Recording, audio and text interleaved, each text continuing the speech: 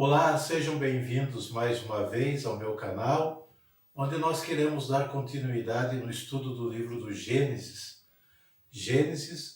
Hoje nós vamos ver Gênesis capítulo 12, versículos de 1 a 9.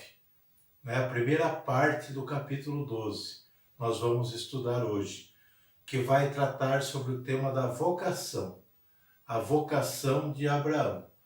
Então, como sempre eu faço, eu convido você a pegar a sua Bíblia, a me acompanhar na leitura, para você se inteirar, para você fazer essa leitura também, para podermos entrar no estudo do livro do Gênesis, tá? Enquanto você se prepara, como sempre eu faço, gosto muito de agradecer aqueles que estão me acompanhando desde o início, desde o primeiro capítulo, desde os primeiros vídeos, e assim nós vamos caminhando, transmitindo este conhecimento da Sagrada Escritura e compartilhando do estudo da Sagrada Escritura, como eu sempre digo, de maneira séria, de maneira correta, conforme a gente aprendeu, tá bom? Então, eu agradeço a você que compartilha cada vídeo que eu faço, cada estudo que eu faço com vocês.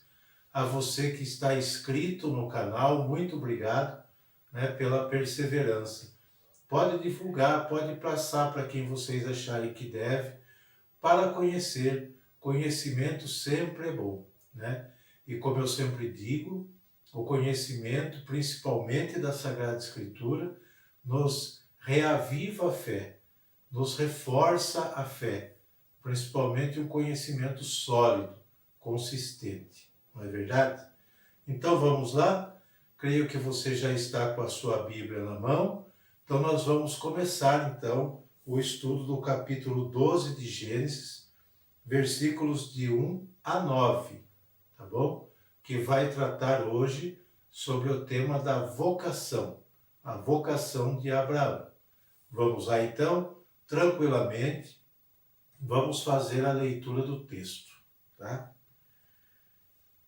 O Senhor disse a Abraão: deixa a tua terra, tua família e a casa de teu pai, e vai para a terra que eu te mostrar.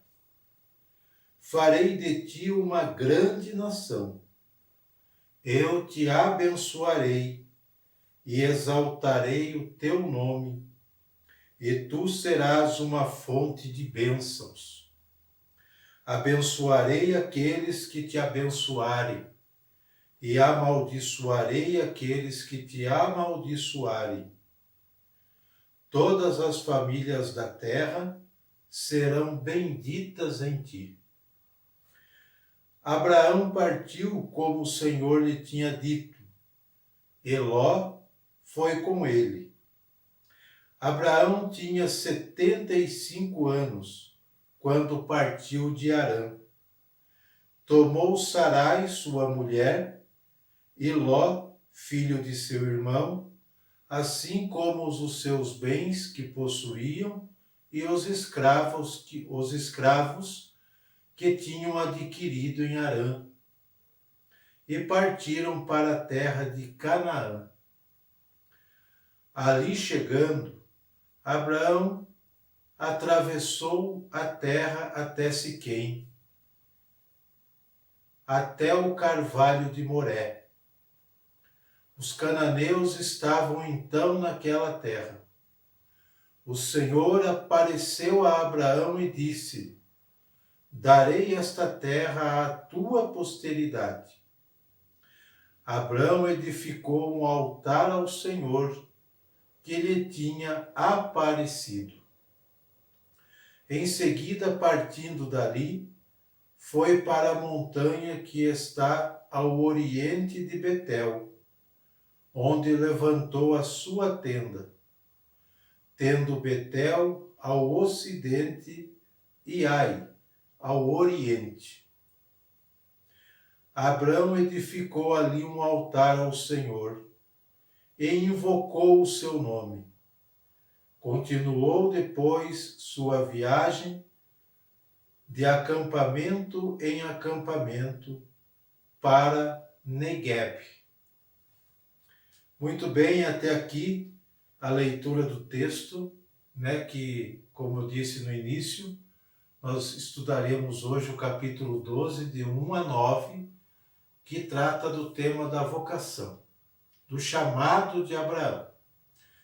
Então, nós já fizemos a leitura do texto, agora nós vamos estudar e extrair desse texto a mensagem, como sempre nós fazemos, tá bom? Neste capítulo 12, de 1 a 9, nós vamos estudar o tema do chamado, que é igual vocação.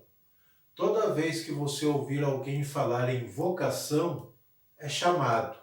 Chamado é vocação, tá bom? É a mesma coisa.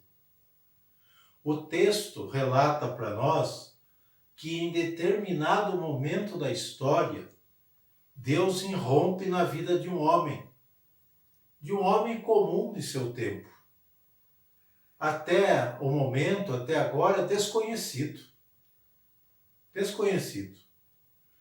Notem que Deus toma sempre a iniciativa de ir em busca do ser humano. Sempre Deus toma a iniciativa. Prestem atenção nisso, ok?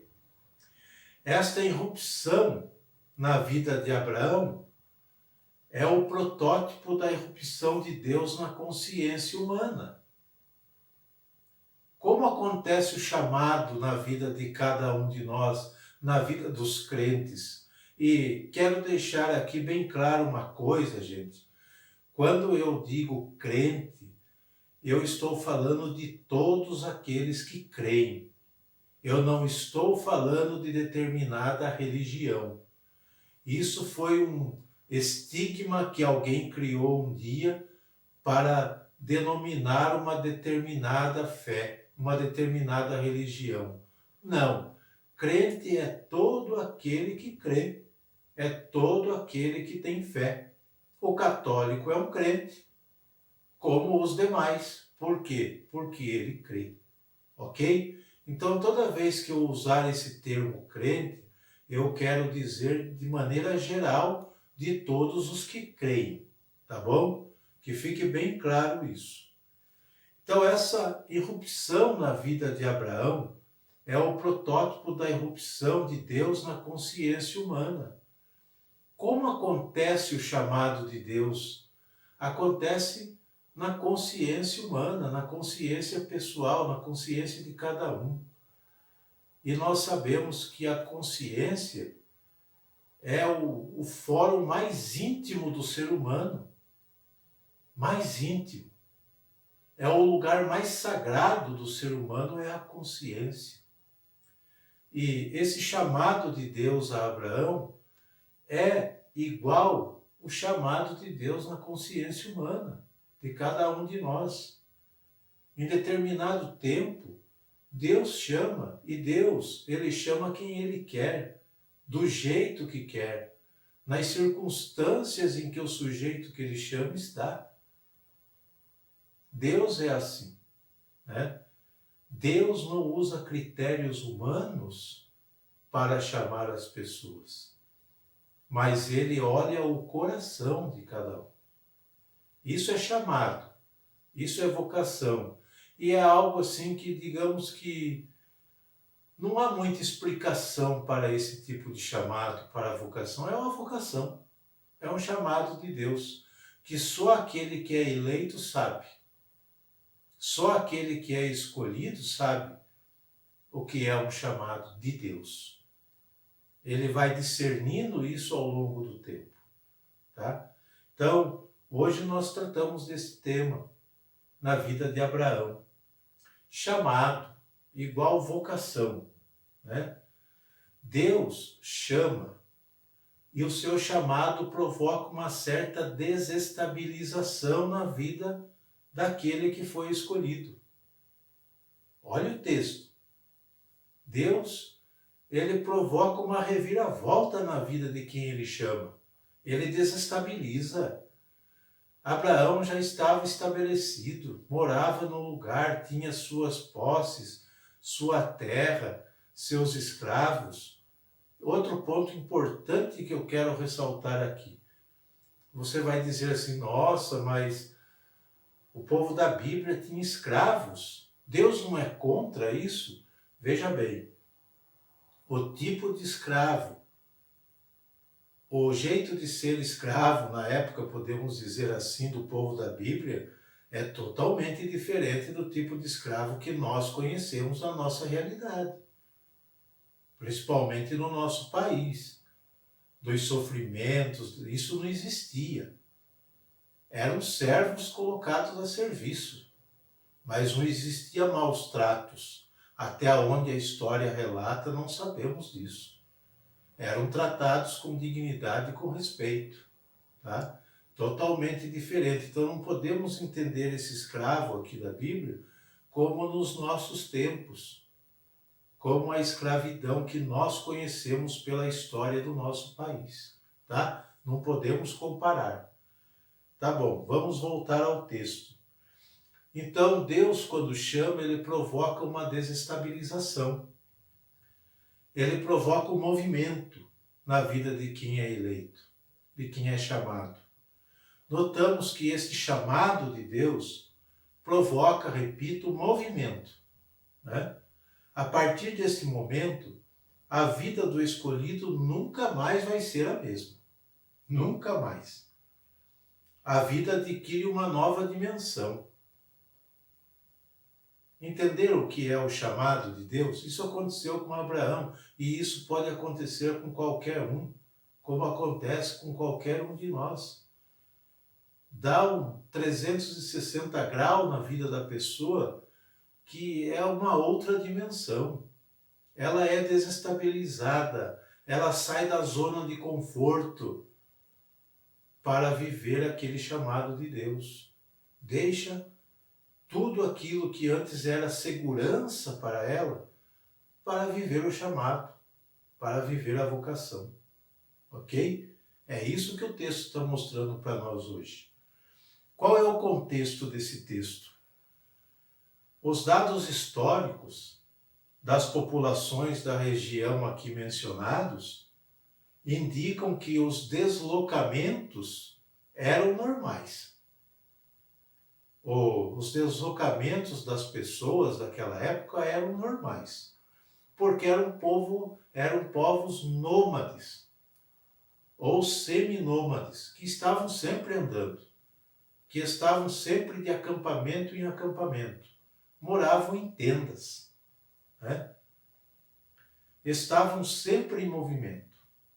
Tal era a realidade do povo da época. Tá? Esse é o contexto em que foi escrito o texto também, nessa ótica. Tá? O itinerário dessa passagem apresenta várias novidades para nós. Várias novidades. Vejamos a primeira dela, a primeira novidade. Esse itinerário desta passagem apresenta para nós, primeiro, que é realizado por uma ordem expressa. Ordem expressa de quem? De Deus. É um chamado divino. Vejam o versículo 1 seguinte. É um chamado divino. Segundo, existe um ato de obediência do sujeito, que é Abraão. Deus chama. Aquele que é eleito, que é chamado, obedece, agindo. Certo? Terceiro, é um deslocamento não temporário, por algum tempo, mas um deslocamento definitivo. É errante, é definitivo. Tá? Toda vez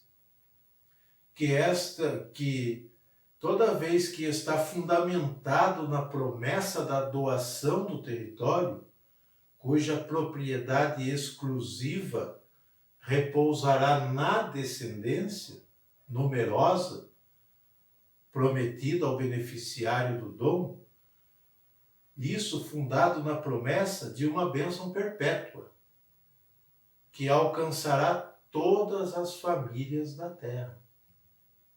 Entenderam aqui? o terceiro ponto, não é um deslocamento temporário, mas definitivo.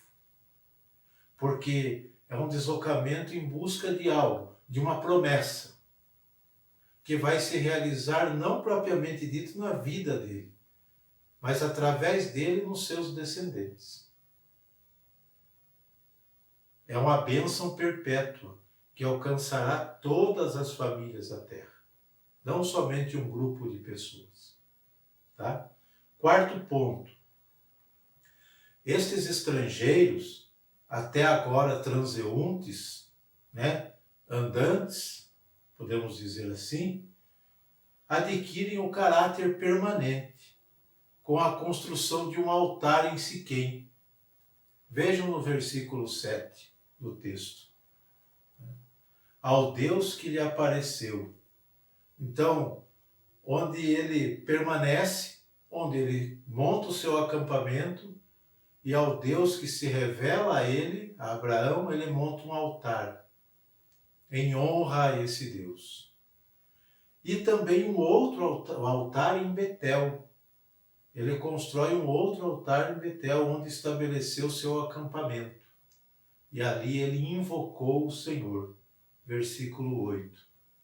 Então, já como dono daquele território, como posseiro daquele território, podemos dizer assim. Tá bom? Notemos que todos esses movimentos e iniciativas de posse do território são o argumento religioso para reclamar o direito sobre a terra, visto que na mentalidade israelita tal direito está amparado por uma promessa de Deus. Na mentalidade israelita, veja bem, está amparado por uma promessa de Deus. É claro que se não nos afastamos de uma leitura sob o ponto de vista da justiça, podemos comprovar aqui se verifica algo que é comum em todas as religiões, tá? Por quê? Porque qualifica-se como desejo, vontade ou mandato divino aquilo que se mostra bom, positivo ou conveniente para um grupo, tá? Não podemos nunca pensar e chegar a uma conclusão que Deus seja tão injusto a ponto de não reconhecer o direito dos moradores nativos de Canaã. Nós lemos o texto e vemos, nossa, mas que coisa estranha, que Deus é esse, né? Que não reconhece o direito de quem já mora na terra, de quem já está ali na terra. Não podemos ter essa ótica, nunca, tá bom? Porque Deus não é injusto. Por que não podemos ter essa ótica? Para lermos o texto e não corrermos o risco de interpretá-lo de maneira errada e criar uma imagem de um Deus equivocado, que foge à perspectiva de fé que nós temos e conhecemos, é preciso que a nossa leitura passe por dois crivos, né? É preciso duas noções para interpretar com rigor qualquer texto da Bíblia, para não corrermos o risco de criar uma imagem de Deus ambígua, tá? Primeira noção: para aqueles que creem, para os crentes, todo texto da Escritura é verdadeiramente palavra de Deus, mas também palavra humana. Palavra que está intermediada por uma carga de circunstâncias socio-históricas e afetivas do próprio escritor sagrado.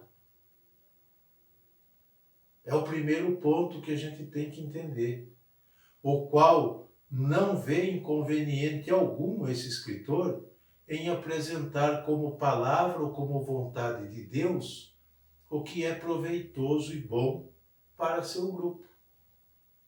Ok? Primeiro crivo. Primeira noção para interpretarmos. Segundo, sempre ler o texto na perspectiva da justiça divina, ok? Toda passagem bíblica deve passar por esses dois crivos, por esses dois recursos de interpretação. Assim, veremos até onde o texto que lemos nos revela ou esconde o Deus da justiça, comprometido com a vida de todos sem distinção. Tá bom? Porque senão nós vamos entender que Deus é o maior injusto, que ele tira a posse de quem já mora na terra para dar para outro povo que ele escolheu. Isso não cabe para Deus. Não dá para entender assim. E não podemos entender assim. Tá bom? Vamos lá. Qual é a mensagem do texto para nós hoje? Qual é a mensagem do capítulo 12, de 1 a 9, que fala sobre a vocação? Primeiramente, o texto revela um chamado, ou melhor, relata um chamado, uma vocação, né? Depois, o Deus que chama no íntimo do coração do homem. E quando eu falo homem, eu quero dizer o gênero humano, homem e mulher. Deus, ele chama no íntimo do coração, no íntimo da consciência de cada um. Da outra parte, o homem, como sujeito do chamado, que responde e obedece com uma ação. Ele não fica parado, ele responde com uma ação. Ele sai da sua zona de conforto, da sua estabilidade. Ok? O chamado que provoca desestabilização muda radicalmente a vida de quem o aceita, de quem diz sim.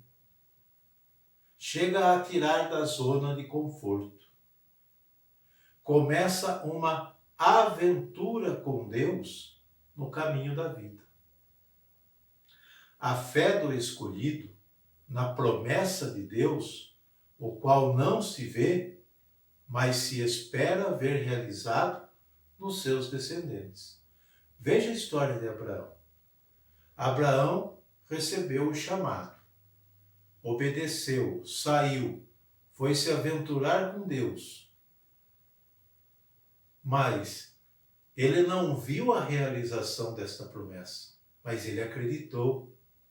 Fé é isso, é acreditar naquilo que não se vê. E também não pedir provas, mas acreditar na promessa. Abraão acreditou sem ver. No ponto de vista humano, Abraão é um louco. Sair da sua estabilidade, sair do seu conforto, deixar tudo que adquiriu ali, que já está sossegado, como nós falamos, para uma aventura com Deus, que falou no seu íntimo, na sua consciência, é louco. No ponto de vista humano, mas não na ótica da fé. Ok? Então Abraão, ele não viu a promessa realizada, mas a promessa se realiza nos seus descendentes. Muitos e muitos e muitos anos depois. Tá? Então esta é a fé de quem é chamado. Ele sabe que se Deus chama, Deus não vai decepcionar. Deus não mente. Deus não engana. É preciso uma fidelidade da parte daquele que diz sim e aceita o chamado. E ir até o fim com Deus, mesmo sem saber para onde vai. Mesmo sem ter claro na sua mente para onde está indo. Olha bem, no versículo 1. O Senhor disse a Abraão: deixa a tua terra, tua família e a casa de teu pai e vai para a terra que eu te mostrar. Abraão não sabia para onde ir, foi. Simplesmente foi. É uma aventura com Deus ou não é? Claro que é. mas é uma aventura que só é possível para aquele que crê, para aquele que tem fé. Isso é vocação, isso é chamado. É não ter muitas certezas humanas, mas ter muita fé e acreditar na promessa e acreditar no chamado que recebeu. Tá bom? Então esta é a mensagem do texto do capítulo 12, de 1 a 9, de Gênesis, que nós estudamos hoje. Espero que vocês tenham gostado, espero que vocês possam refletir bastante neste texto, né, sobre o chamado, sobre a vocação, e assim como Abraão, todos nós somos chamados, independente das circunstâncias, independente do que fazemos, independente dos nossos graus de escolaridades. Deus não olha nada disso. Como eu disse, Deus não usa critérios humanos para chamar alguém. Ele simplesmente chama, tá? E espera uma resposta de quem ele chama.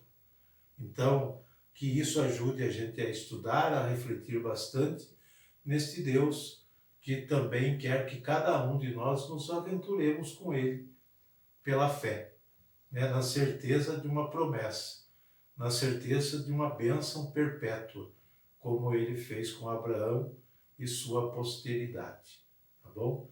E como eu disse também, para encerrar, sempre vamos usar dois crivos na interpretação da Bíblia, que é o crivo que nós vimos aqui na primeira ótica, que a palavra de Deus também é palavra humana e tem algumas considerações humanas do próprio escritor sagrado, e segundo a ótica da justiça, porque senão daqui para frente nós vamos encontrar na Bíblia imagens muito ambíguas de Deus que pode levar aquele que lê ou a desestabilizar-se na fé ou usar do texto como pretexto para suas ações. Tá bom? Então, vamos seguir esses critérios para interpretarmos de maneira correta e assim extrair a mensagem que cada texto nos dá a cada estudo que fazemos. Um abraço para você que acompanhou, espero que tenha gostado. Dá um joinha no canal, compartilhe o vídeo e até a próxima, até o próximo estudo. Próximo estudo será de Gênesis capítulo 12 ainda, versículos do 10 até o 20, tá? Que nós vamos ver Abraão no Egito, tá? No próximo estudo que fizermos. Um abraço e até lá.